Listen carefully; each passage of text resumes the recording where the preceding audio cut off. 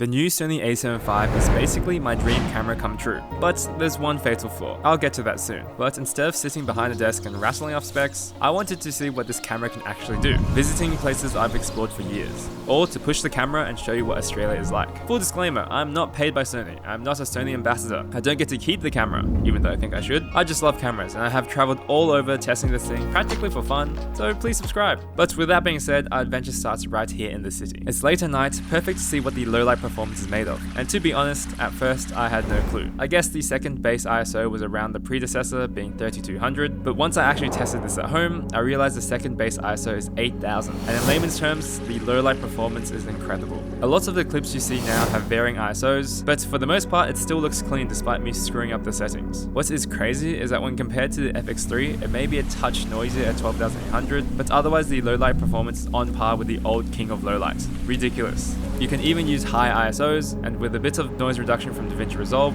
the results speak for themselves. The city is beautiful, and knowing how good this camera could be, I took it to the mountains for some handheld, run and gun filmmaking. And unfortunately, the weather sucked, which means perfect time to chase a waterfall. In short, you can probably tell, but the videos look amazing on this camera. If you want to reproduce these cinematic looks in a few clicks, have a look at my Sony LUTs. Or if you want to dive deeper and learn how to color grade any type of video, from phone to action camera to the Sony camera, check out my Davinci Resolve course. Anyway, deeper into the forests, we encountered rain and a scary amount of leeches trying to suck our blood. Handling the A7V in the rain was seamless. The autofocus somehow even gets better, tracking everything instantly even when turned away, automatically detecting animals. It's what we've seen in the most expensive Sony cameras, and to have it in the A7V is a blessing. And apparently we also have 7.5 stops of IBIS. I will say the experience is more pleasant.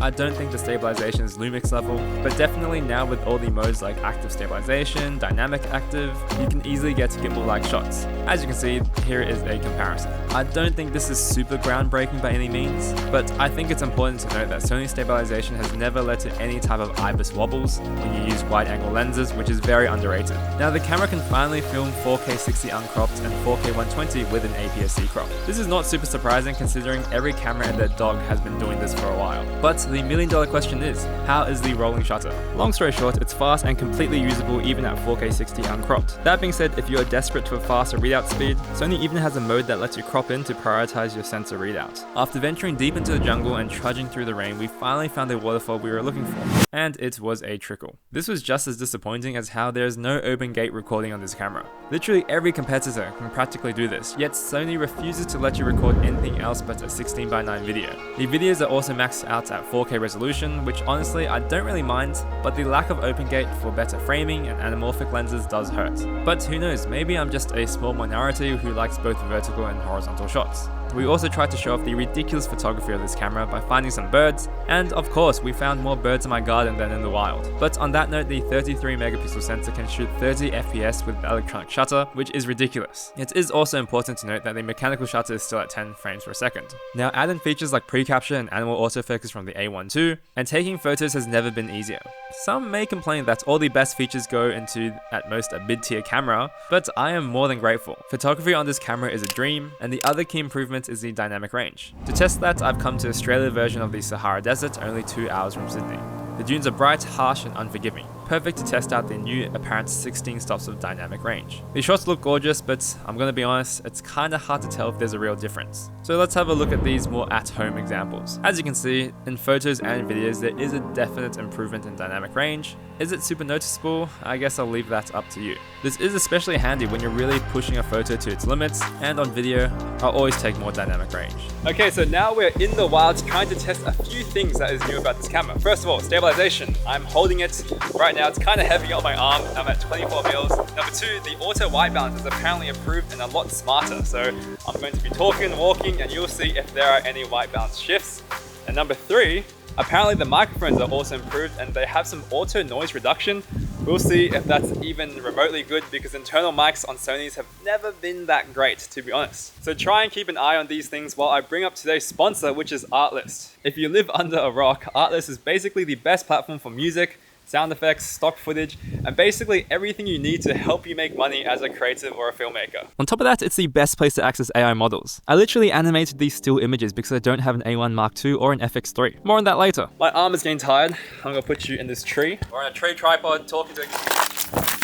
Alright, that was really stupid, casually dropping a unreleased camera which is worth a lot of money, but where was I? Long story short, I truly believe in Artlist as the best resource for creators. I've tried a bunch of others, and they now have Nano Banana Pro. I know people have a bad rap on AI, but you need to keep up with tech to stay relevant as a creator and to leverage these things to basically help your own productivity. For example, Nano Banana Pro can basically merge and create any type of image using text references, image references, and a little trick I did for a paid partnership in the past was basically I did this image carousel for Oppo, and I thought it'd be funny to like put a tattoo on my arm and basically put an Oppo Find X9 Pro, which is the camera I was advertising, onto myself. Except I didn't really know how to put tattoos using Photoshop. I'm not the best at Photoshop, pretty average user. And so that's where Nano Banana Pro came in. I literally just put that image as a reference. I then masked out that tattoo, put it on my image, and it honestly looks seamless. So there's just little tricks like this to use Nano Pro 2 to your advantage. And honestly, it works perfectly, which is kind of scary, but again, you need to leverage these things for your own creative career. But anyway, if you're not on Artlist yet, there is a holiday sale coming soon. Make sure you use my link in the description to get 2 months off your subscription. I definitely recommend it.